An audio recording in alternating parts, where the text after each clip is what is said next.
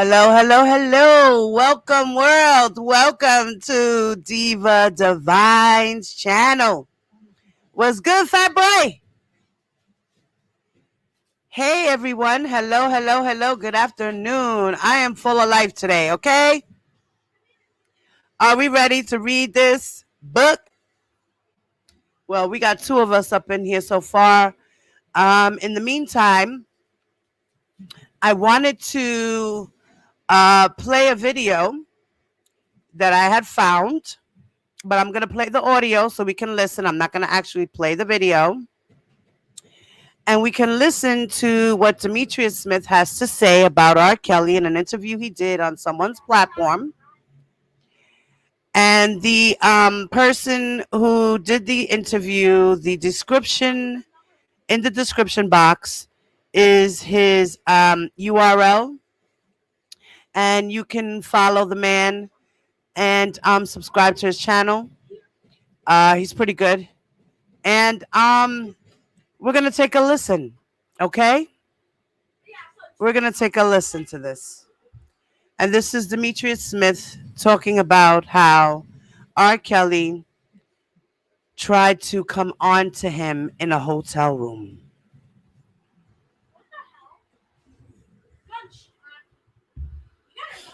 Who's battling? Who's battling right now? What are you talking about, fat boy? What? What are you talking about? Who's battling right now? You got to be kidding me. Oh, Lord. Really? I got competition right now? Well, there is no competition. You know, I'm a little channel over here on my own. Oh, my God. When you shoot him in his hand, he starts shooting. Is this for real right now? That's last. Well, you know what, fat boy? If you're going to hang out with me, then we're going to hang out together.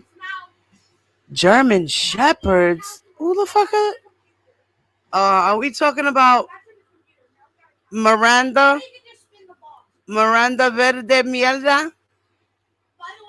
Is that who you're talking about? Are you talking about Miranda Verde Mierda? Is that who you're talking about, fat boy? Is that what's going on right now? Really? Oh, Lord. Okay, well, I'm not paying attention to the bullshit and the riffraff. Not with it. I'm here to do my shit. All right, Joshua, please do me a favor. Get your free. Okay. Let me start this video. I'm going to turn the mic this way. Yeah. So y'all can hear it.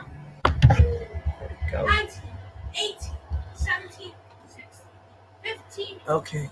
14. Oh, okay. Sly Fox, James Earl Jones. Okay. All right. Well, it is what it is, y'all. If y'all don't feel like listening to the riffraff, come over here, hang out, listen to me read, chill, whatever. That's what we're going to do over here. So I'm going to play this interview. Okay? Give me a 1 in the chat and let me know if you can hear it loud and clear. Okay? Oh, you're all terribly late. Right there. Oh, you gotta jump. Here we go. Ex-tour manager and Demetrius Smith, he's coming forth with allegations saying that R. Kelly tried to make an advance towards him.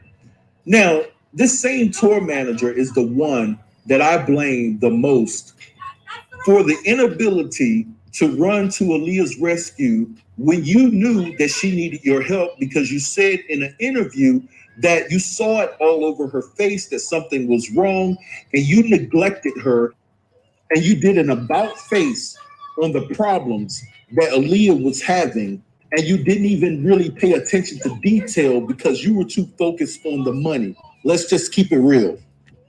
And another thing that he said that I have to check is he was like, the only reason why he did what he did to get Aaliyah and R. Kelly married is because R. Kelly could have potentially went to jail and he was trying to save R. Kelly. No, let him go to jail.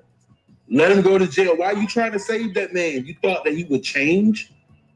Yo, I'm not defending. Like my mom used to say back in the day, she was like, look, I love you, but I'm not going to cloak nor lie for you. If you do something, you did it, and I'm going to tell it. And that's the motto I live by, especially when it comes to something like that is so out of line. See, where I come from, we don't reward bad behavior. We look down upon it.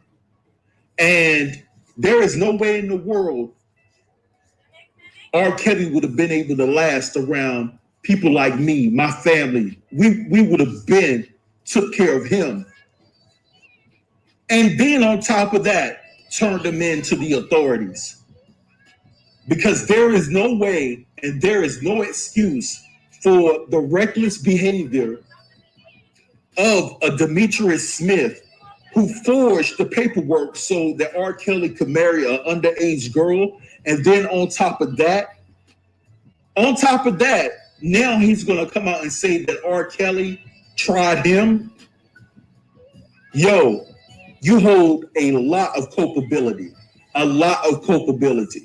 I'm dead serious. You hold a lot of responsibility when it came to Aaliyah not getting the proper help that she needed to be detached from that miserable situation.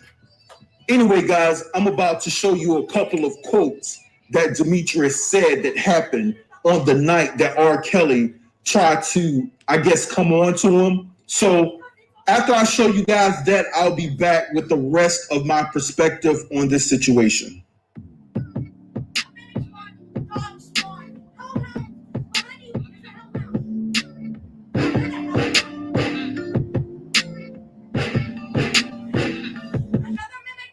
Okay, wait. Now, I thought he was actually speaking about it. Where's the video where he was talking? Okay. This video, I guess, is showing about a part in the book that we are reading. So let me... All right. And I agree with this guy. Demetrius Smith, wow. Like I said, he needs to be in there. He needs to be in there. He did that boy some shit, okay? Now, this is, I gather, an excerpt from the book. Can you see? It's in the book. You waste ammo on dead zombies.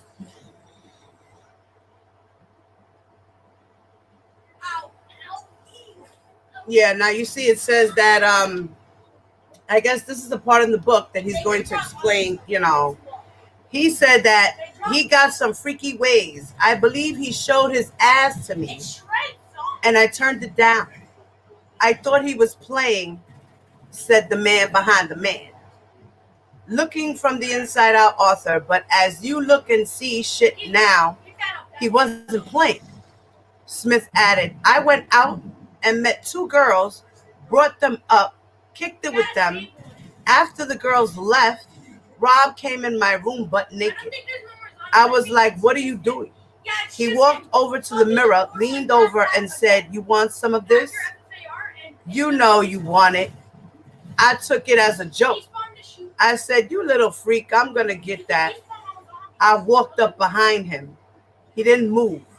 I said, get your ass out of here. Left it at that. Nothing ever came of that. What? Robin! What's up, chula? Okay. You read that? Now, I guess this was from an interview because I don't know if this is in the book, but if it's in the book, Audrey, But if it's in the book, yeah, that's some tea right. That's some shit right Now, there. y'all, did you get a chance to read that? Now, R. Kelly allegedly came in the room where he was naked, all right, and said to him while he was looking in the mirror that, you know, you want some of this. He said he thought the dude was joking, and to see if he was joking, he ran up behind him and said, "Oh, you're going to get it now." And then R. Kelly just stayed there, and then he realized that R. Kelly wasn't joking, and then he said, "Get out." Now, I know we are very smart. You and I both know what happened. He's denying that, just like he denied the fact that he wasn't a responsible adult when he was handling the Aaliyah situation at that time. Now he wants to say that he recognized that, and he wants to pay restitution with his apologies and his forthcoming of information that he knew from way back then, and he's trying to implement it now. We don't want it now. We wanted it back then. As far as I'm concerned, you are a victim, sir. As far as I'm concerned, you had a relationship with R. Kelly yourself. As far as I'm concerned, you're no better than the rest of them. So zilch, zip it. We don't want to hear it. Straight up and down. Listen, it's only a couple of reasons why someone would defend somebody like R. Kelly. And the first reason would be is that they're just crazy. They're out of their mind. They have no morals. They have no values. All of that wrapped up in one. No morals. The second reason is that you must have a very, and I mean very, and I mean very, and I mean very tight relationship with that person that's on a personal level. If you catch my drift. So by him actually admitting that R. Kelly came on to him and actually propositioned him, it goes to show that there was something deeper there, potentially and allegedly, all right? Because I don't want to sit there and cast aspersions on this man without giving him the benefit of the doubt, but this is what I believe. I believe that he had a deeper relationship with R. Kelly than just being his tour manager. That's what I get from it. But anyway, guys, with that said, drop down in the comments and let me know what you feel about. Okay, drop down in the comments below and let me know how you feel about that, y'all. For those who watch the replay,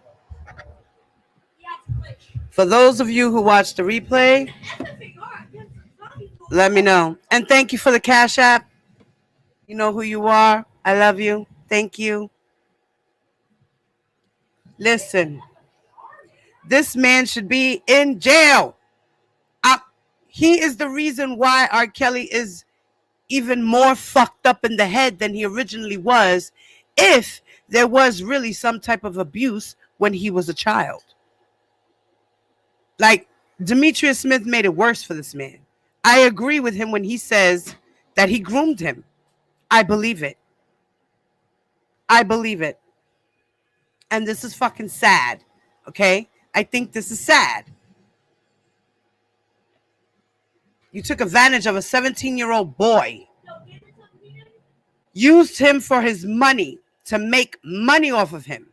You used him. And then get mad at him because he fucked you up in the game? Because he realized you were a user? Wow.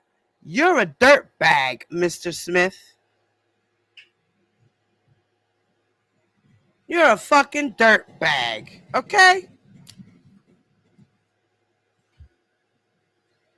And you knew all these things, especially about Tiffany Hawkins, and you didn't even you went to her disposition and you testified in the disposition, but yet you didn't even help that girl. You should have told her, no, you know what? Let's take this to the police. Let's pursue this man to go to jail.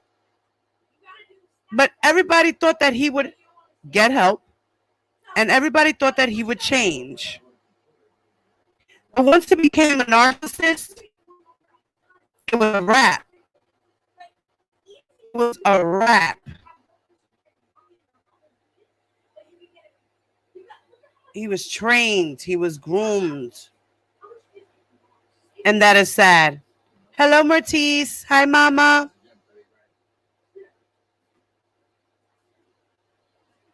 This man should be in jail, okay, for taking advantage of a minor. Yeah, he is a snake, and he needs to be in jail. You right, Robin. He's a dirty old man. Robin said, a dirty old man they always try to get over.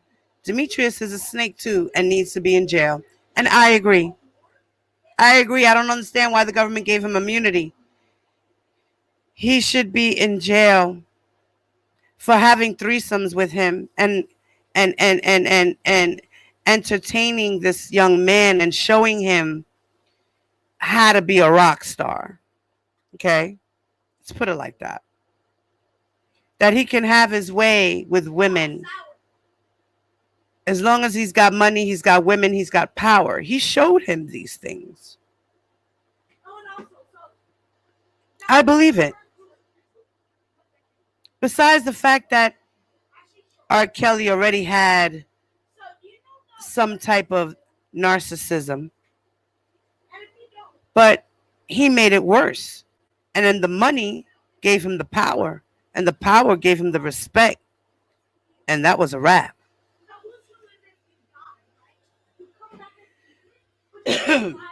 So, we've already read chapters 1, 2, and 3. We are now, hey, out there on Facebook. Now, we are on chapter 4, and the chapter is Forces of Negativity. Now, we know so far that he's been talking about how he's tried to get Craig Hodges to invest money so that they can get equipment, so that they can become the band that they want to be, and make demos and make music and make the sound perfect to tone. And he also, we know that he started seeing girls and getting girls' phone numbers and addresses and making a list, an invite list, a mailing list to send out flyers so people could come to these little venues and concerts they would have.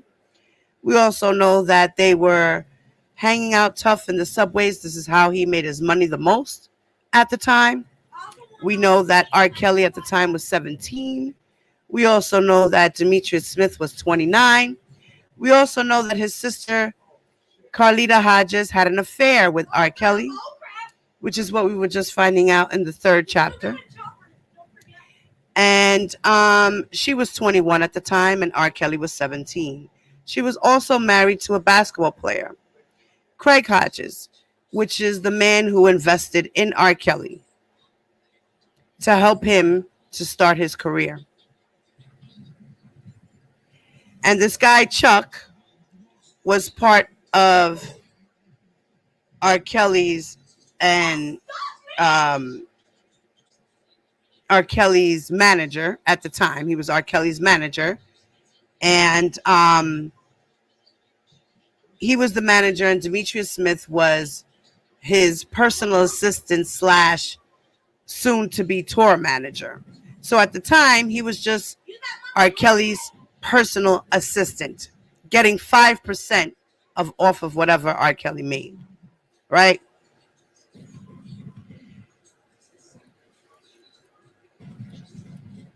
And we also know that Demetrius Smith was there when R. Kelly had his first threesome with 2 females. And we also know that Demetrius Smith took one of the young ladies himself in another room and had his way with her. We don't know the ages of the girls because he says that one of the girls said they were 19. But who knows if he was lying or if he was telling the truth. Because according to rumors, apparently He told somewhere that he also had a baby with a young lady who was 17 years old. And he was in his late 30s, I mean, his late 20s or early 30s at the time with a 17-year-old. But in Chicago, it's okay. 17 is the legal age of consent in the state of Illinois. So if the girl was 17, then it was okay. But if she was under 17, then you're just as dirty as R. Kelly. Chapter 4, Forces of Negativity. After they dropped me off, I drove to my mom's house. When I got there, my mom was sitting in the kitchen. I don't know how my mother suspected something was wrong with me, but as soon as she looked up at me, she said, "Johnny boy." Oh, hold on one second, guys. Give me a moment.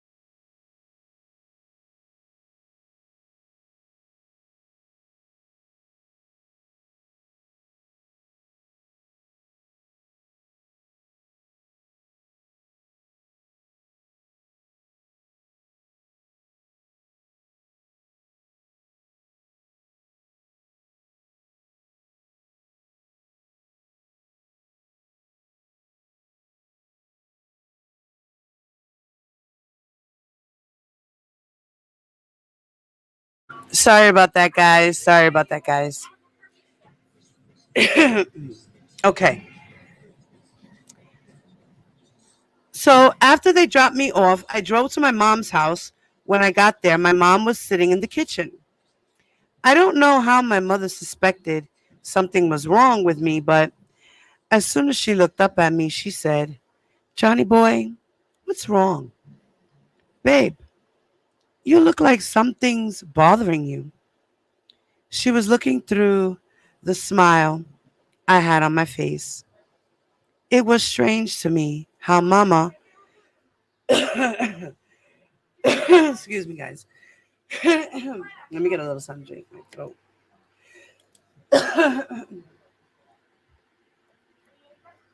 Ah,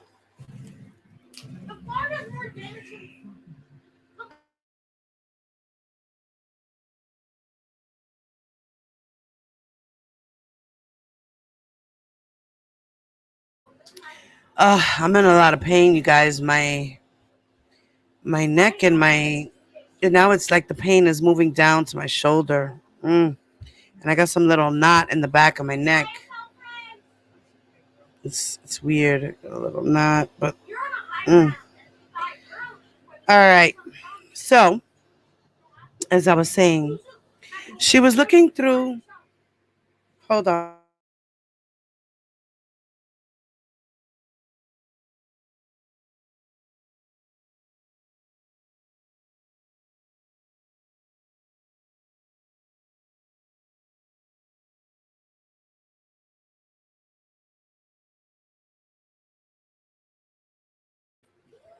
Okay. Sorry about that, guys. That was my sister was coming through. She came through real quick. So sorry for the interruption. Okay, so where were we? Okay, so she was looking through the smile I had on my face. It was strange to me how Mama could always see something in us, even if we made it our business to go into the house in a happy mood. It was evident that she saw through my face. What's that saying? Mother knows best. I sat down at the table with her, placed my hands on my head, and let the fake smile fade. I told her what was bothering me. My mother agreed with me, saying Cece had no business picking Robert up, at least without speaking with me first to let me know the business she had to discuss with Robert. So it was really bothering him that his sister was doing something with R. Kelly. Put it in God's hands, Johnny boy. What God got for you can't nobody interfere with, babe. But you got to be able to let it go and let God do it, was the advice Mama gave me as she looked up from reading her Bible. She got up, came over, stood behind me, and rubbed my head. Whatever it is, babe, it'll happen, but it's going to be in God's time, not yours. You've got to be able to talk to Cece and not be angry when you're doing it. She said with sincerity in her voice, Pray for me, Mama, I asked her, smiling while looking up at her. That goes without asking, boy, she said, as she leaned down, smiling, to kiss me on my forehead. Moments later, Cece walked in the front door.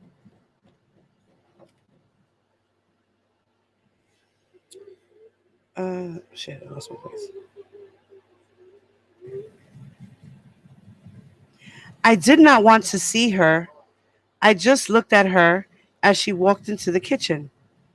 Hey, Mama, she said, looking right past me. I couldn't contain myself. I figured it was a good time to ask her something while in front of my mother. Cece, why are you up here in Chicago picking Robert up and keeping him from rehearsals? She looked at me like a snake ready to strike with her poisonous venom. Then she looked at my mama, which made her contain herself from whatever harsh words she wanted to say to me. I think I should be Robert's manager. I was talking to him about that today, she calmly said. Are you serious? I asked. I gave her a cold, you did something wrong stare. I stood there looking at her, shaking my head. So the whole thing is for y'all to get Chuck out of the picture, right? I asked. Boy, looks like y'all got some plans of your own, I told her. I felt as if Craig knew and had to be a part of this too. I felt like everything she and Craig were doing with and for Robert was behind my back. Oh, so he didn't even really think that she was sleeping with him yet. So he kind of fell for her bullshit. I felt like everything she and Craig were doing with and for Robert was behind my back. Like Mama said, she should have been communicating with me. After all, this was my project. He calls R. Kelly a project. Like, what the fuck? The hell is going on? No. He was just a money treaty.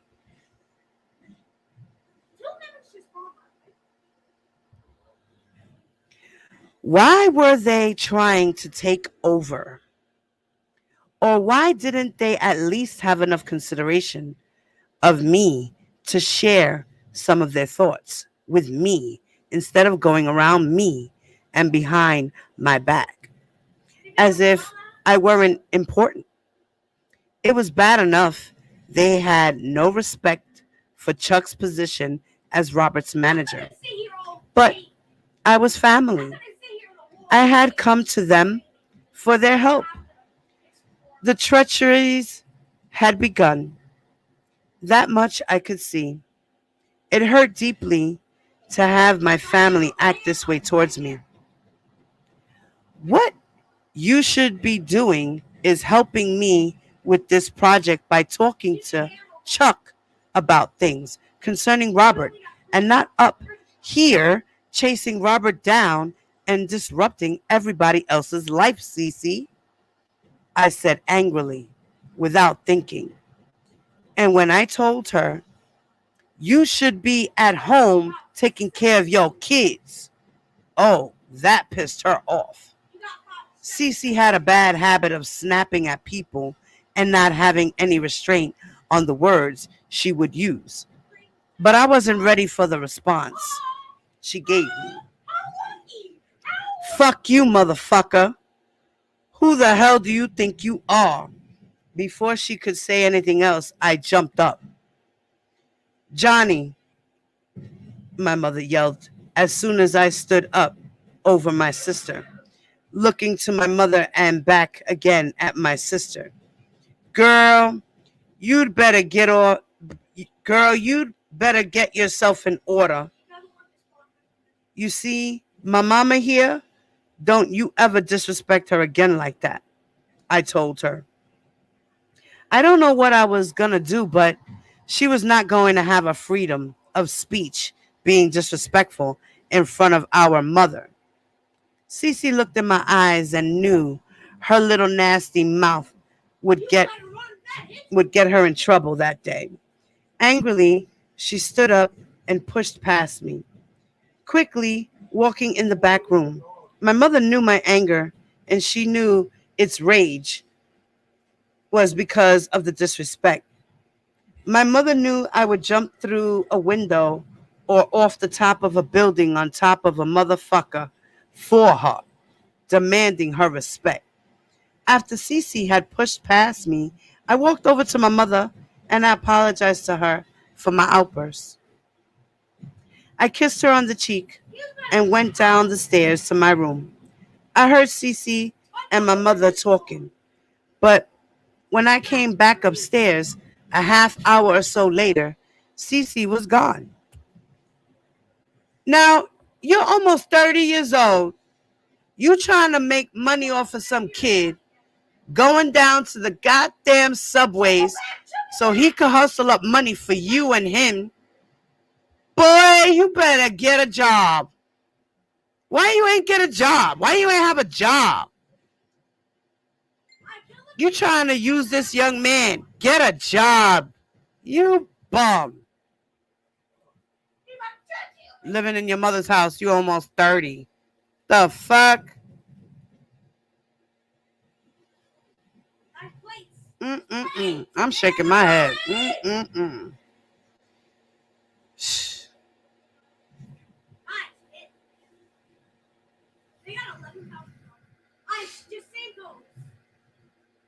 He said, I heard Cece and my mother talking, but when I came back upstairs a half hour or so later, Cece was gone. Nothing was the same with her, and after that day for a while. This was the beginning of the wedges that had formed. And now I saw a whole other side to the people around me, including Robert.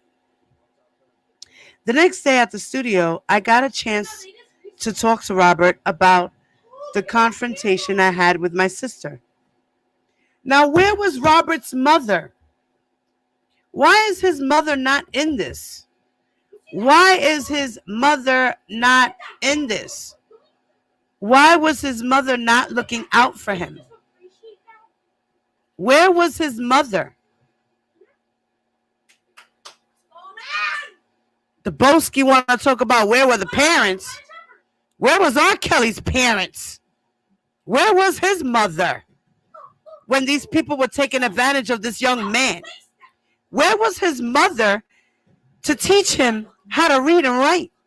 Where was his mother to get him the help that he needed for his dyslexia? Where was his mother? Can you answer that question? Somebody, please. The hell?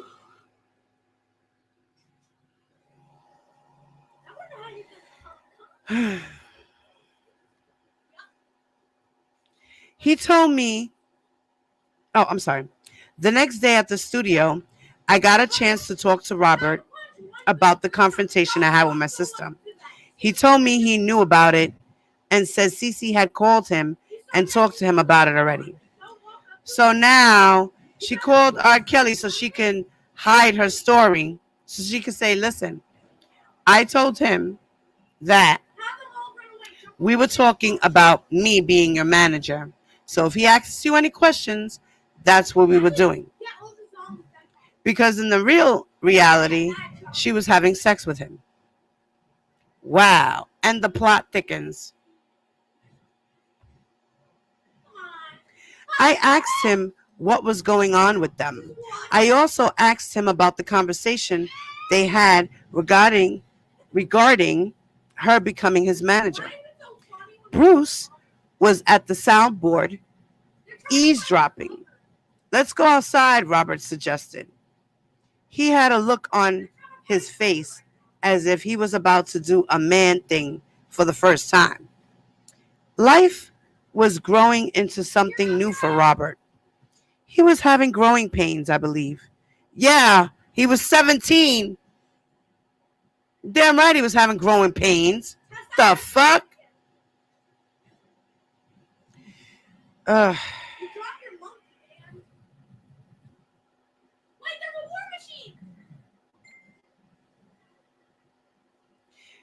Life was growing into something new for Robert. He was having growing pains, I believe. I liked when we would have serious talks. These were bonding times for us, I believed. We sat on the steps of the front porch. What's going on, Robert? I asked. Nothing, Johnny man, really. Cece wants a position in this with us. But I told her that Chuck was my manager. I can't stop her from calling me. And most of the time, when she calls, she be up here and we hang out. But ain't nothing going on, he said, hunching his shoulders. Oh man, there go the lies. He then asked, what am I supposed to do? Tell her not to call me or come around me? I told him that he is supposed to keep things business, just plain and simple. He sat with his head hanging down, rubbing and squeezing his head as if he was confused about something. Rob, Craig is sponsoring your project, not his wife. We can't allow her to interfere with us moving forward. You can't let the little head overrule the big head in this, Robert, I told him. You can't be hanging out with a man's wife, Robert. Ain't that much fun in the world. That's my sister, and I love her dearly. She's married, and that's the bottom line to that, Robert, I said. Oh, okay, so he also figured that they were sleeping with each other. So he's telling Robert, don't lie to me. I know what you're doing. Don't do it. You're going to fuck up a good thing we're trying to make. This is what he says, allegedly, he said, right? Okay. Matisse says they were latchkey children. She was a single mom, and they basically took care of themselves while she worked all the time, trying to keep a roof over their heads and food on the table. Well, she was a school teacher, so how much did she work? She worked from 9 to 3. Then after that, supposedly she was hanging out in churches. Apparently, she was also hanging out in her house with her friends and relatives, according to Solar Coaster. R. Kelly's mother would have company. They would hang out. They would sing. They would be drinking, laughing, goofing. Guys would be smoking cigars. Right? Where were the parents?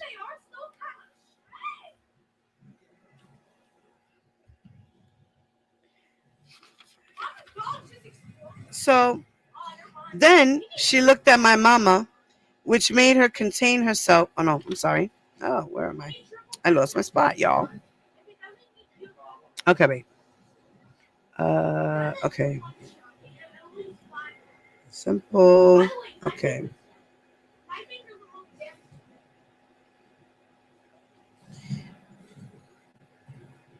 Okay, he says, I want us to keep this business. I don't know what you and my sister got going on. All I know is this secretive shit you and her doing, it don't look right. Man, and shit can't turn out right if it ain't right. I'm just saying. We need to keep our focus, Rob. I was trying to nip this in the bud. My sister and I were supposed to be a team. I felt this was really a great time and opportunity for us to make big, do something together, and together take care of our family. She was truly frustrating me. Robert just sat there, attentively listening. I was glad he wasn't trying to be in denial of their actions that had a look of deceit. I wanted him to understand clearly how things were looking and that it wasn't right. I went on to ask him, as my friend and out of respect for Craig, put some distance between y'all, Robert. That's all I'm asking. I knew this was easy for me to ask of him more so than the task itself of him not talking to Cece. But I also knew what Cece wants, Cece gets. Craig was on the road with the team during the confrontation I had with Cece. I wondered if he knew his wife was driving back and forth from Milwaukee to Chicago, spending her time secretly with Robert. If communicating with me, hold on, puppy, let me finish this. I'm sorry, if he did what they, if he did what were, if he did, what were they up to? I just couldn't understand why they were not communicating with me. These were the kinds of things that got under my skin and irked me the most. I hated betrayal. My heart told me that they were up to something foul in nature, something that threatened to destroy the whole thing. Bertie said she was drunk. Yeah, drinking wine, right? Hold on one second. Let me tend to this person, please. Thank you.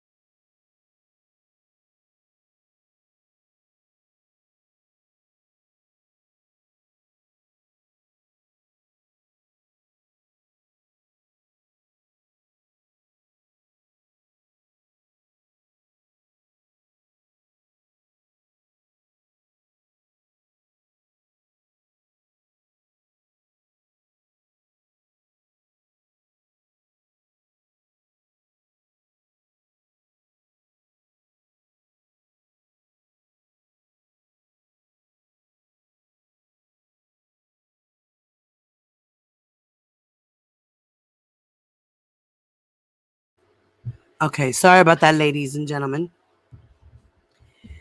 Okay. I decided to ask Robert if he thought Craig knew that Cece was traveling back and forth. He said he didn't know.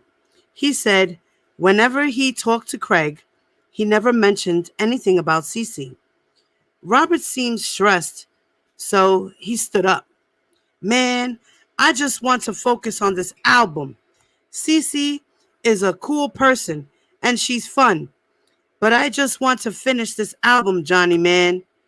I didn't want to pressure him anymore. I just hope that he got the message.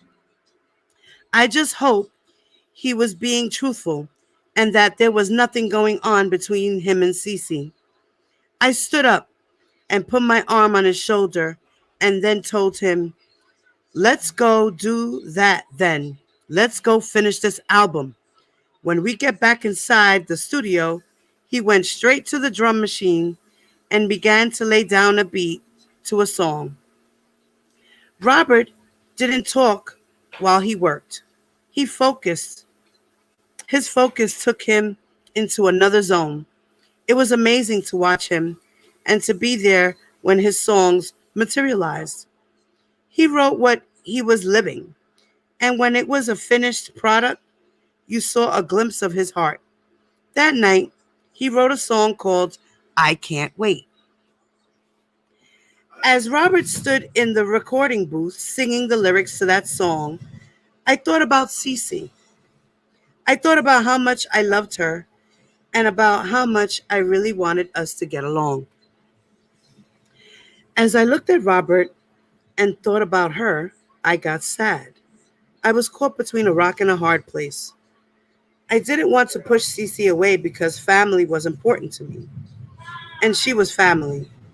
I always felt if a person has nothing worth dying for, then he has nothing worth living for.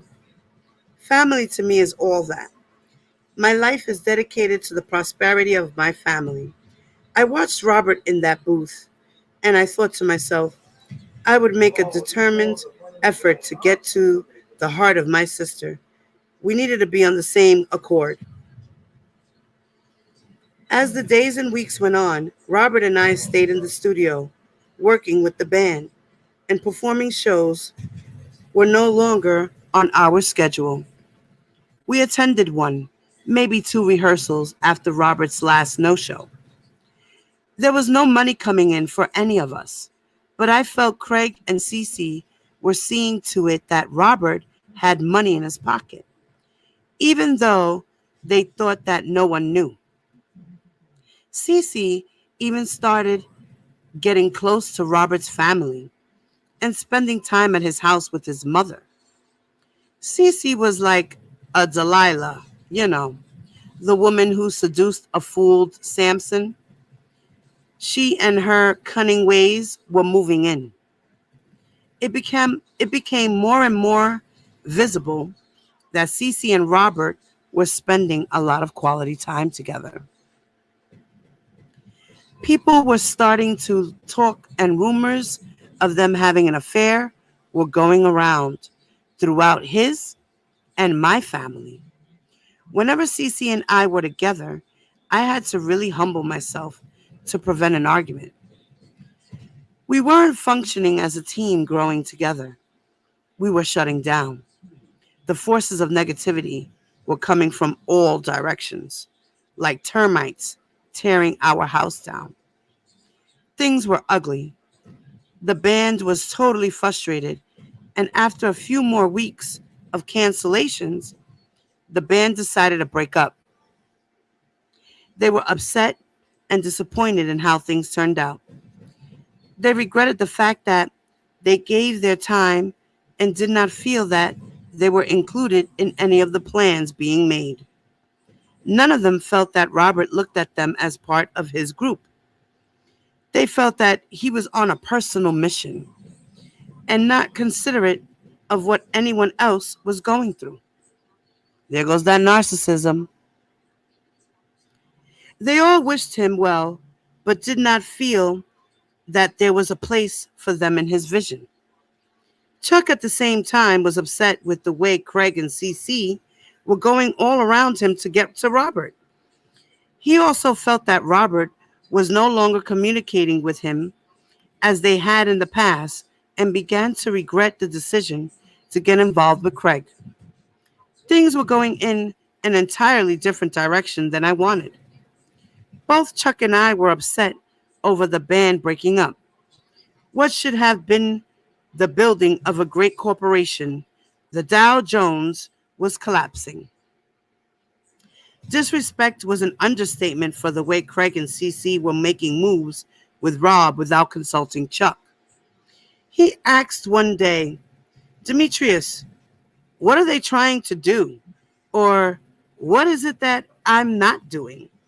I sympathized with Chuck and simply told him I didn't know and that I just felt like he did. I didn't know which direction we were going in anymore. Demetrius, I'm trying to do things the right way, but it's not working out. Craig and Cece don't show me any respect as Robert's manager. And Robert, I don't even know him anymore. Chuck said while we were sitting at the bar in the Chatham Bowl, the two of us were meeting this particular day. Chuck was not his usual up-spirited self. He had a disappointing look of frustration on his face. I think Chuck was hoping Robert had his back. He looked like he was feeling that he was alone. Before leaving, Chuck told me that he was going to call Craig to schedule a meeting. He said he couldn't tolerate the way things were going any longer. Hearing this made me excited all over again. Things hadn't been going as smoothly as I thought they would, but hearing Chuck talk about having a meeting just somehow sounded right to me. We were about to stir up a fight. 2 days later, Chuck called me on a conference call with Craig on the other line. Craig asked me if I would ask my mother if we could meet at her house Sunday while she was at church. He said that he would be in Chicago already and that he would be staying with his mother and would drive to our house from there. The meeting was scheduled for that upcoming Sunday at 9:30 a.m. The timing was especially good for me because things had been going wacky. It was time to organize and put things back on course. Sunday came and everybody showed up on time. I picked Robert up at 8 a.m. When we arrived at my mother's house, Craig and Cece pulled up behind us. They brought coffee and donuts. Chuck pulled up a few minutes later. He brought some orange juice and some donuts too. We all gathered at the table in the kitchen. The first order of business, according to Craig, was to continue conversations with Chuck regarding his contract with Robert. Again with the fucking contract. Oh my God. After Chuck had heard Craig out, he began the cool, collected guy he was. Told him, I'm not here for that, Craig. It was already established that we were to get with our attorneys to draw up a new contract that would be satisfactory for all of us. Now, if you have a contract for me to look over, then yes, I'd like to read it. Other than that, I would like to focus on the things that have been happening since you and your wife came into this with us, Craig. Rob and I looked at each other. Rob had a silly grin on his face, but we both knew that Chuck was there for business. Chuck had a look on his face that said he was in no nonsense frame of mind. He went on to say, every time I call Robert now, he's never available. He's always somewhere with you guys, doing something for either you or your wife. I have had to cancel shows in which I think Robert should have done. Whenever I had the chance to talk to him about them, he would tell me that you and your wife don't feel that he should be doing shows. And that's a decision I should be discussing with him. Or you guys should be discussing with me. Craig spoke up, interrupting Chuck's flow. That's right, Chuck. We don't feel the young brother should be doing shows. He should be recording. Craig was about to continue to say more, but Chuck replied aggressively. And that's my point, Craig. He can do that. He can record and be entertained. And be entertaining, I guess he meant to write. But you guys don't talk to me. And that is something you guys should be doing. You should be talking to me about Robert. I am his manager. You guys aren't showing me any respect. It has been 4 or 5 months since we first met, and not once have you or your wife called me to talk to me about anything concerning Robert. You two have been doing whatever you have wanted to do. It's time now that you and your wife, Craig, collaborate with me concerning anything with Robert. I am his manager, and I will be respected as his manager, or we will stop our association with you as of today. I will not be disrespected by you or your wife any longer. Chuck said with his brown-skinned face turning a shiny bronze color, showing he was frustrated and serious. This was strong language coming from Chuck. Craig wasn't hearing Chuck at all, it seemed, because Craig went on into something else designed to arouse confrontation. That's what I'm talking about. The brother shouldn't have to be in a situation like this where people who want to assist him have to go through somebody else to get to him. This is exactly why this young brother doesn't need to be in no contract, Craig said. Craig was looking at me as if I agreed with him. I didn't. Chuck shook his head and asked Craig, can Jerry Krause just come and pick you up, Craig? Wine and dine you, tell you what you should or should not be doing for your team? No, he can't, Chuck said, answering his own question. Why? Because it's disrespect, a violation of NBA rules, Chuck said, again answering his own question. This brother is not an NBA level, is not on an NBA level, Craig said, with a bit of confidence as if he had made a point of something. Chuck jumped in again, taking the conversation back to our first meeting. He assumed after our first meeting, we were going to be working together as a team and forming a partnership. All I'm detecting now from you, Craig, is malice. The only communication going on has been between you and your wife, and you have brought chaos into our circle from the very beginning. Chuck kept his business-like attitude while holding nothing back. He was expressing exactly how he felt. His tone was not of anger, but of disappointment. He made an appeal to Craig to bring understanding and order within our organization. In my opinion, he was right in his observation of how disgruntled things had gotten. The more involved Craig and CC was with Robert. Chuck was in rare form, adding, Robert should be working right now, entertaining people, enjoying his youth, getting to know how to deal with people, and preparing himself for a celebrity life. Everybody that has made sacrifices should not, thank you, baby, should be working right now, building as we go. I nodded my head in agreement. I didn't know what was wrong with Craig. He was just objecting to everything and didn't seem to have a clue that he needed to come aboard to work with us and not against us. Craig was acting as if he was a prosecuting attorney. He was playing the devil's advocate. Everything he was speaking about regarding Robert was directed in the opposite direction of where we were trying to go. Then he proceeded to let some more dumb shit come out his mouth. We should be backing Robert up by making sure he is comfortable enough to create his music and not focus on how we can make money off of him.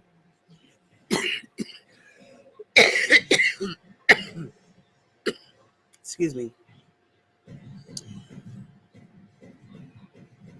Everybody that considers themselves working for this brother should get a job and not be looking at him as a meal ticket.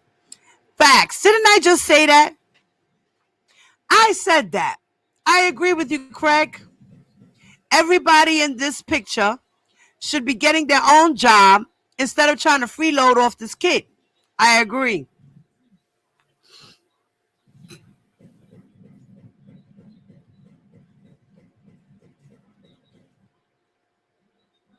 When he said that, it had to have struck a nerve in Chuck because he got angry. Robert and I just looked at each other. I had never seen Chuck angry. He was always smooth and in control, but the look on his face turned sinister. The old Southside gangster disciple looked as if he wanted to make his presence felt. Oh, hold up. So Chuck was an ex-gang member, a gangster disciple. Now we probably know where R. Kelly's connection with the GDs come from.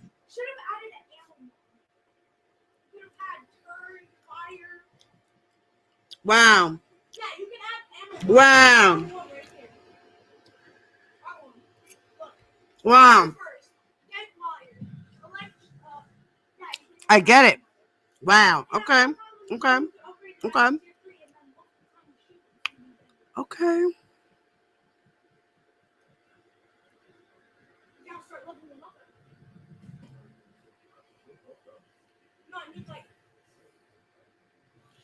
The old Southside gangster disciple looked as if he wanted to make his presence felt. You could see the frustration in Chuck begin to boil over as he stood up. He looked Craig up and down with a look of disgust. Craig looked a little worried. How dare you? Who do you think you are? Chuck asked. Things were getting heated. Chuck looked at the rest of us at the table and then calmed down. He leaned over on the table to regain his composure. He shook his head and continued in a calm tone. You know what, Craig? I don't need you to tell me I need a job. I have a job. Managing Robert is another job. A very stressful job. Since you became a part of it, I don't need you, and I don't need your money. How dare you insult me, indicating I see Robert as a meal ticket? If Robert has doubts about my loyalty to him, then we don't have the relationship I thought we had. What are you trying to do? Now, is Chuck Craig Williams or Wayne Williams?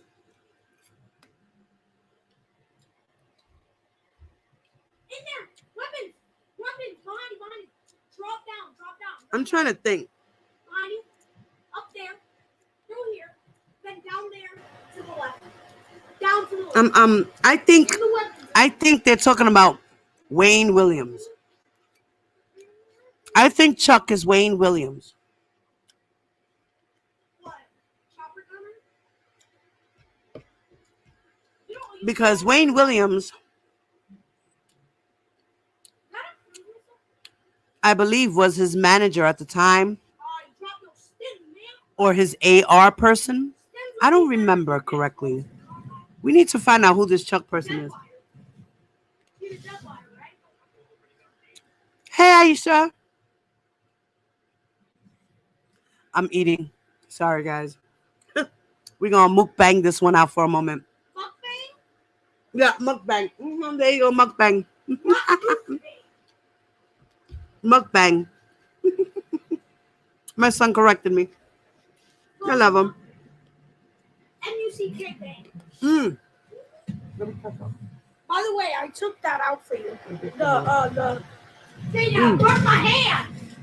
Why would you use your hand? What did you want? 2 things. Drink, ketchup.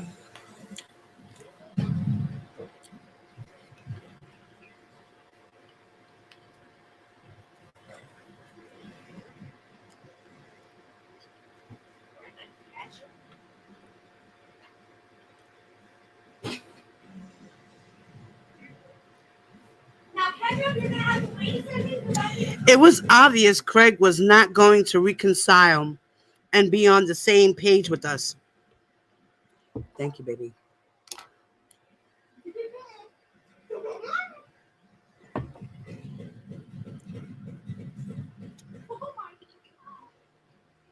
If you had love for your brother, if you had love for the brother, you wouldn't be trying to hold him back with this contract you have him in. That ain't love, Craig said. I thought to myself, what the hell was he trying to prove? The intensity of the meeting was flowing in another direction than where it should have been going.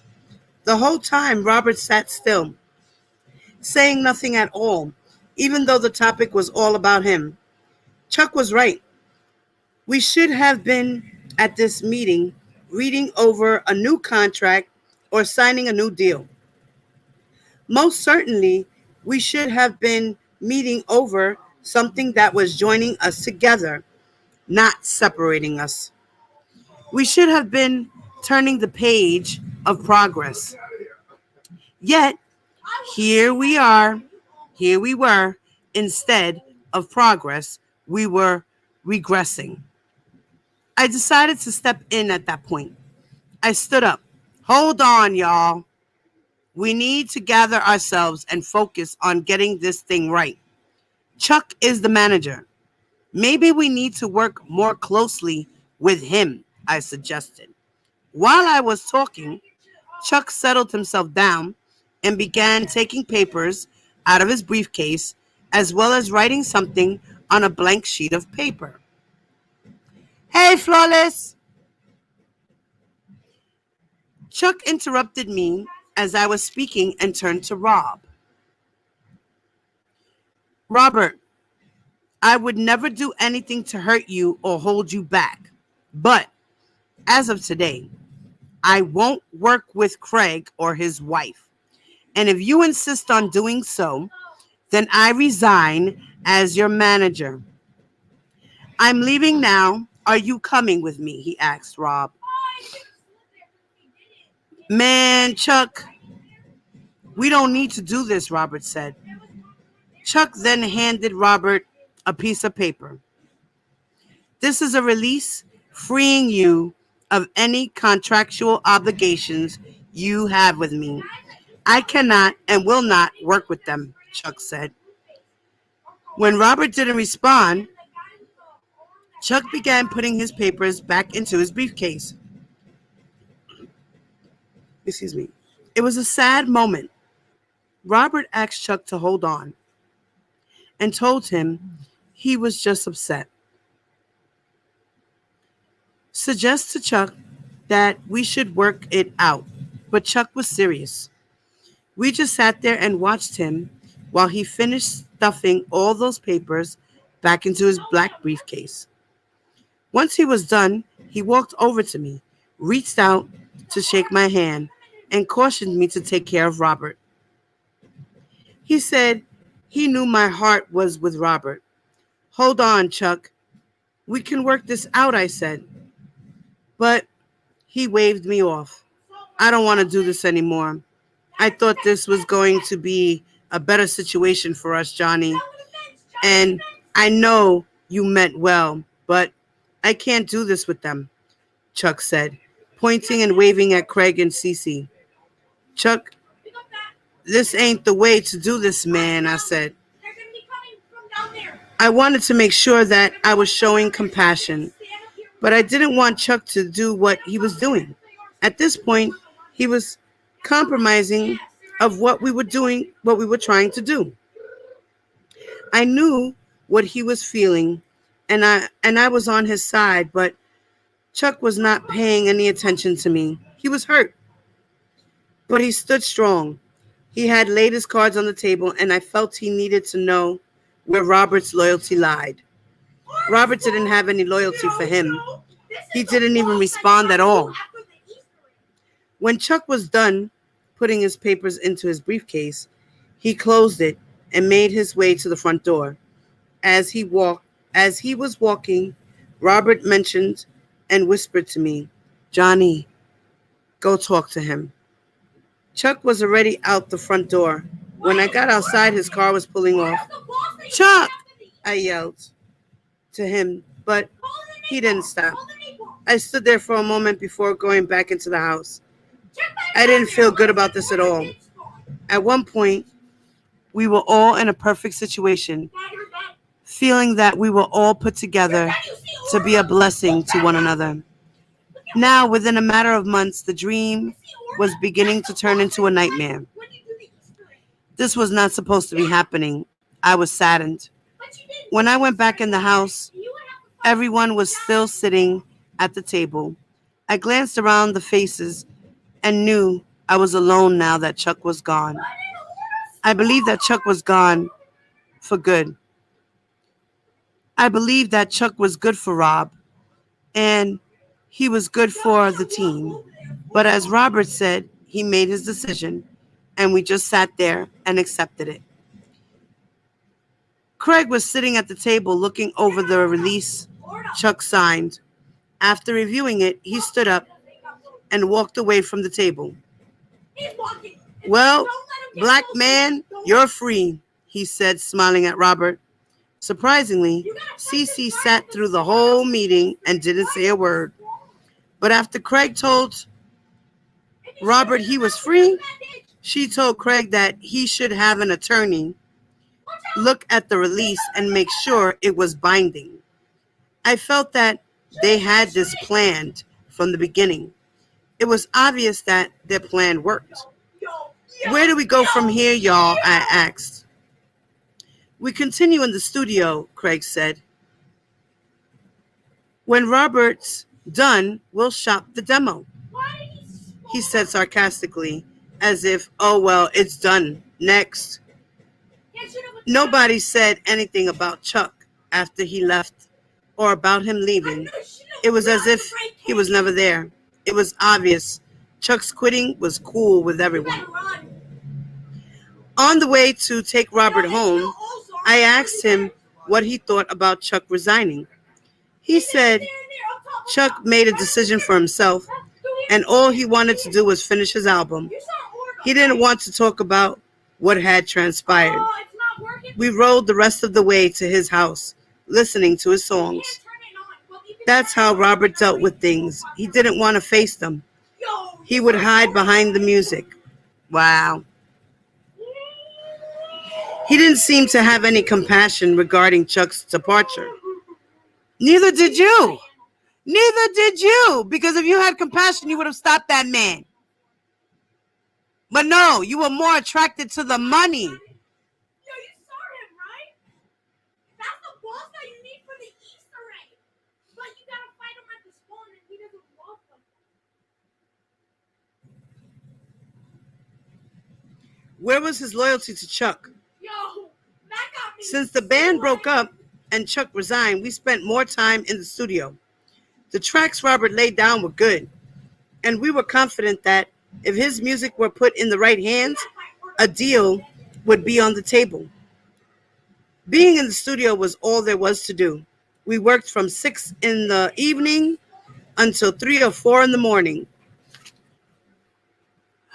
Right, R. Kelly dropped out of school because he said school was whack. Right? After leaving the studio, we would go to White Castle's restaurant on 79th and Stony Island and order a bunch of gas burgers. We would sit in the parking lot, eat, and listen to the songs he did. It would be 6:30 in the morning by the time I would get home. I didn't know what direction we were heading now. Robert was in Craig and Cece's hands, and they were in power since they had the money. I was broke, and I felt with Craig and Cece helping Robert out with his financial situation, he would be okay. Well, the truth of the matter was that Chuck was gone due to foolishness and selfishness. The band was broken up due to the same reason. Robert and I were still together at my position. I needed to stay tight with him in order for this to work out for me. And that's, I guess, when it sounds like, and now this is when Demetrius flips and decides to become a yes man.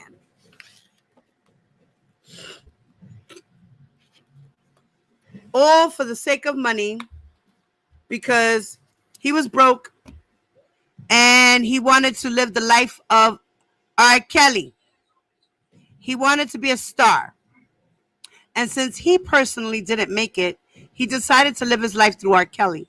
So he figured, now I'm going to have to kiss R. Kelly's ass, and I'm going to have to kiss Craig's ass and Cece's ass in order for me to stay in the game and in order for me to get money. You see?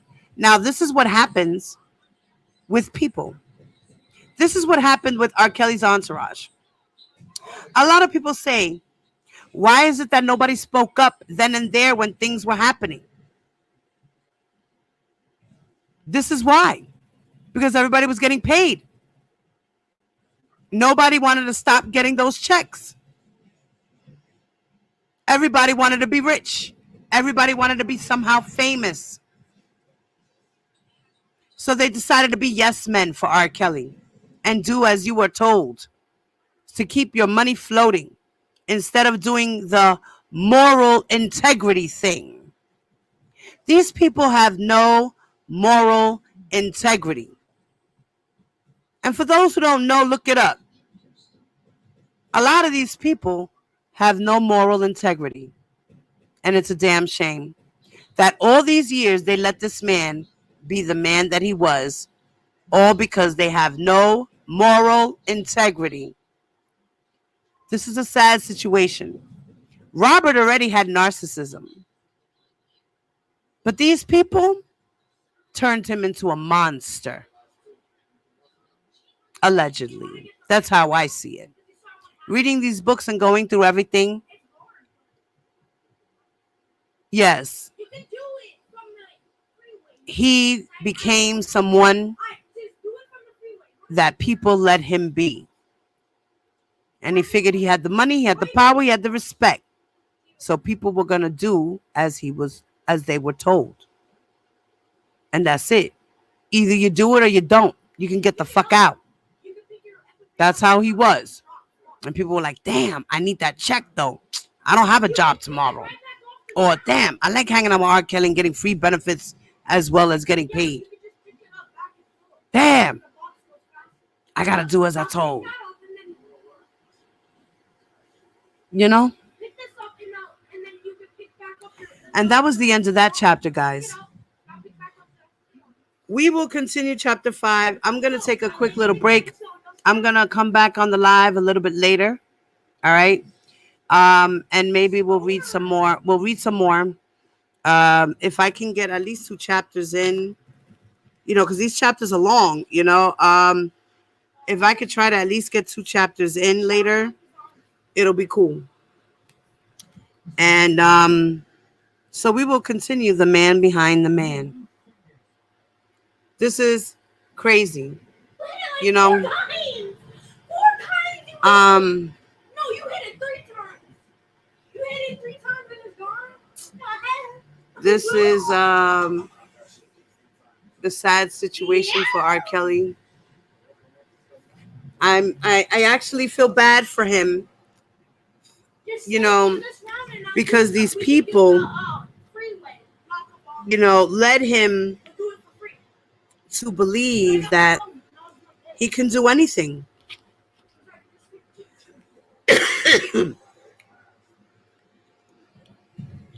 As long as he got the money, he got the power, he got the respect, he got the women. And that's what it boils down to.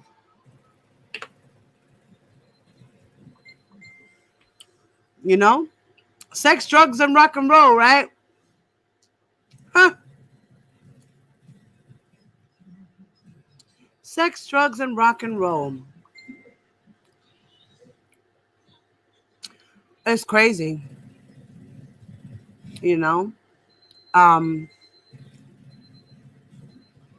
They let this man be the man that he is today. You know? I'm going to take you guys out with another little video. Let's see.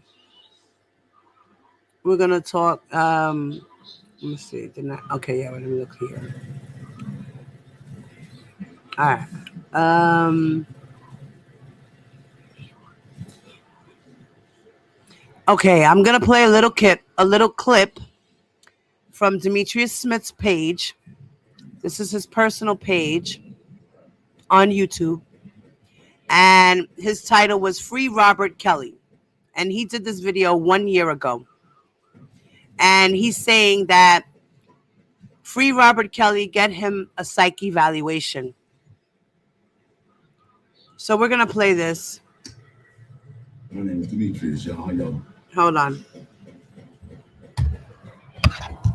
Now let me know, guys, in the chat if you can hear it clearly. Okay?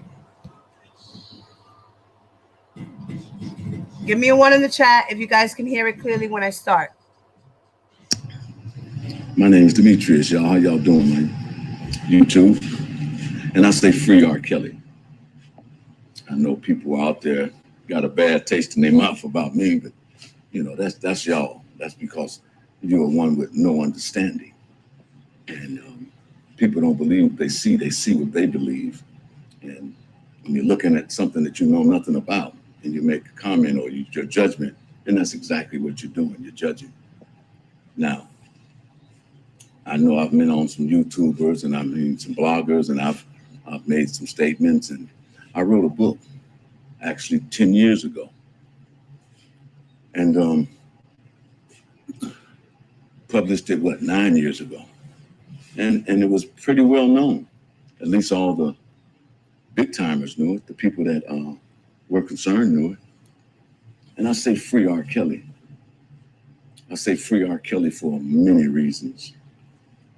A lot of people out there today, they know the artist. See, I know the man. I watched him grow from a young man, from a young boy.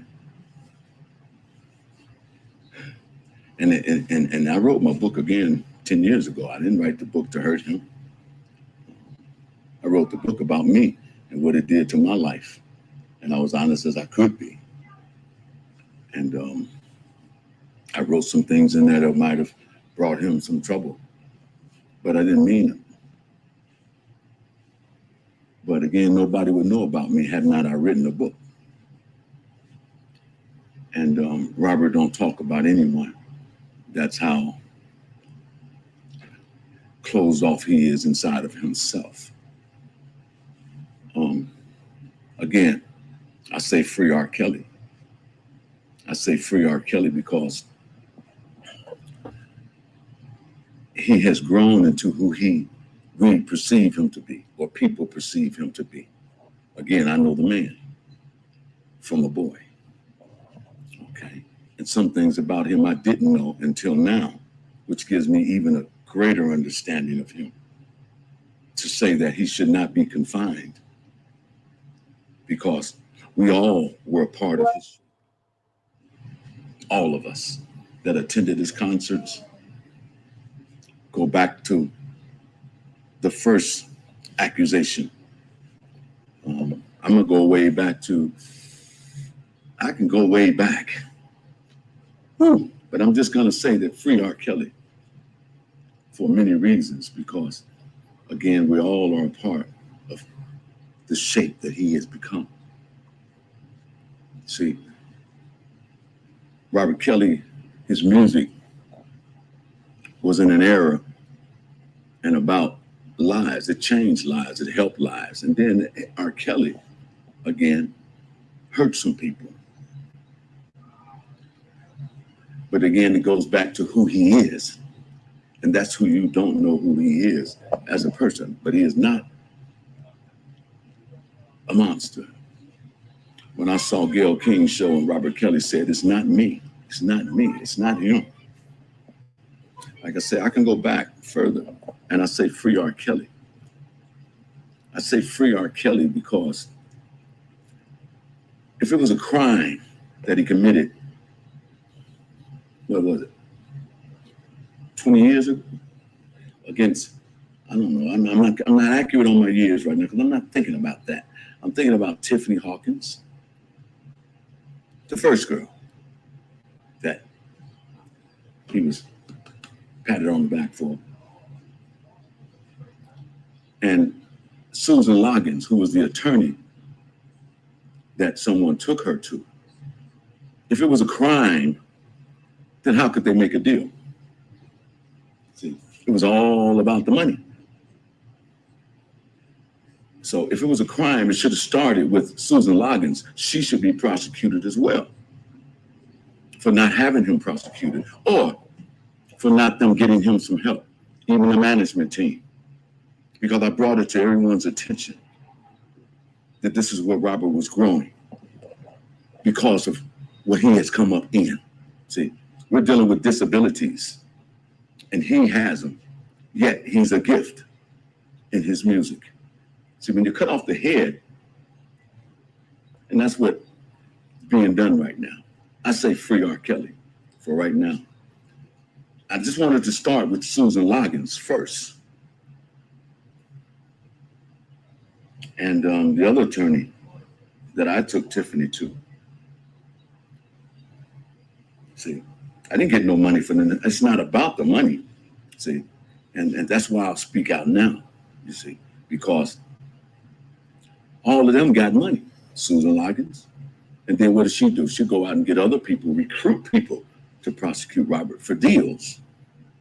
See, it was all about getting money, which was not fair because if it was a crime, Susan Loggins, as an attorney, your obligation was to turn them over to the law.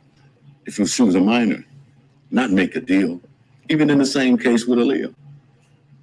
It should not have been something that should have been made a deal for. I mean, yes, you can make a deal, but also get him some help. See, because it was something that he has grown into. When all he knew was one thing, it's, oh man, Robert Kelly. I say free R. Kelly.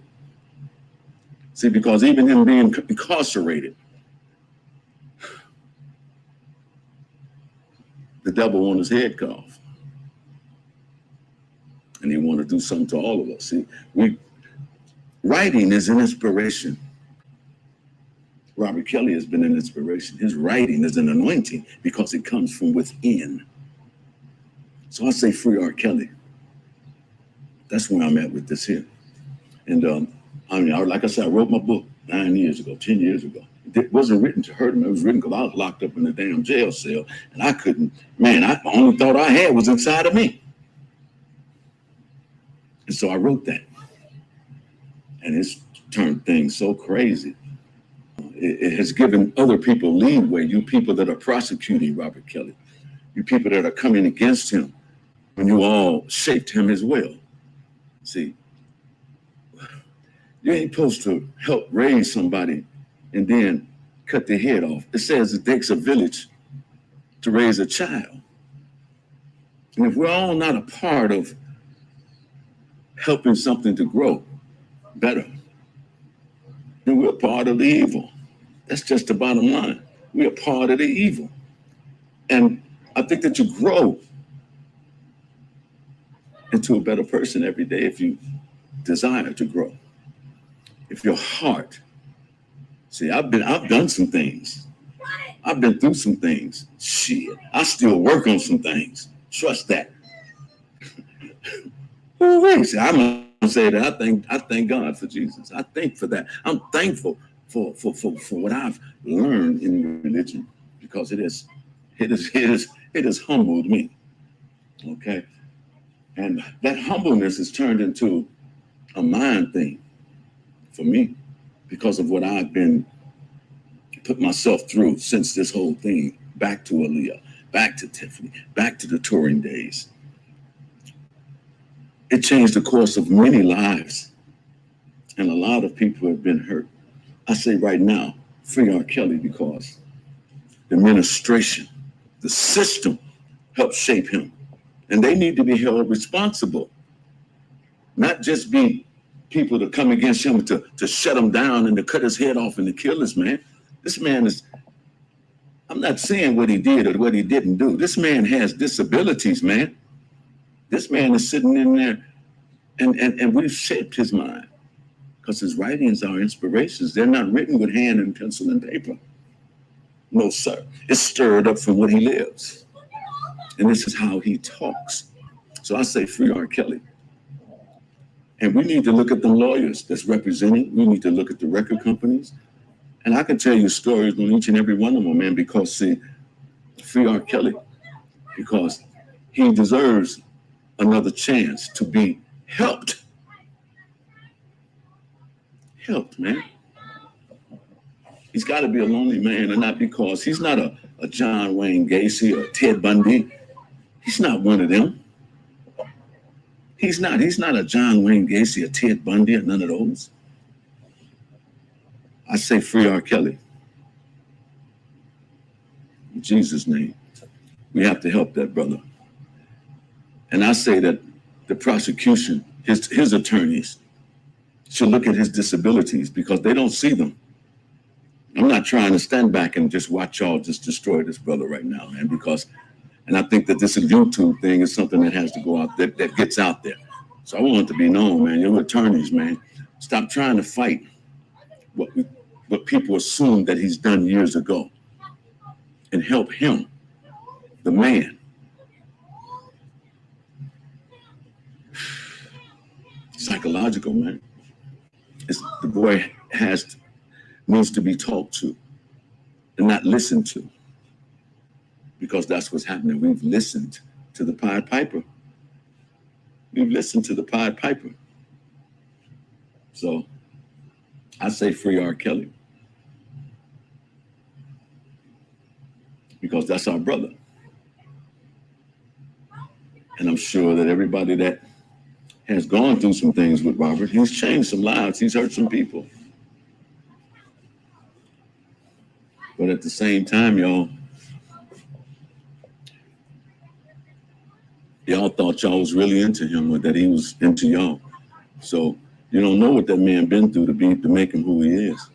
And we can make excuses. We can say that you're supposed to know this and you're supposed to know that. But just because you assume that somebody's supposed to know something, don't mean that they do. Just because you think somebody should know that, don't mean that they do. I say free R. Kelly because he's not a monster. I think he needs some medical help. That's what I think. I think that he needs to sit down and look at his disabilities that has made him who he is, because his writing has been a gift for all of us. I think that he deserves a chance with that. He didn't put no pills in nobody's drinks. He didn't snatch nobody off the street. I've never known him to sit outside of a school and wait for kids. I've never known that. This thing started when the fame started, and they gave him power when he was an instrument. But what he had to walk through was a message for us. So let's see what message he has coming out of there for us.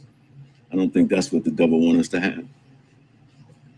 I say free R. Kelly. I'm with that.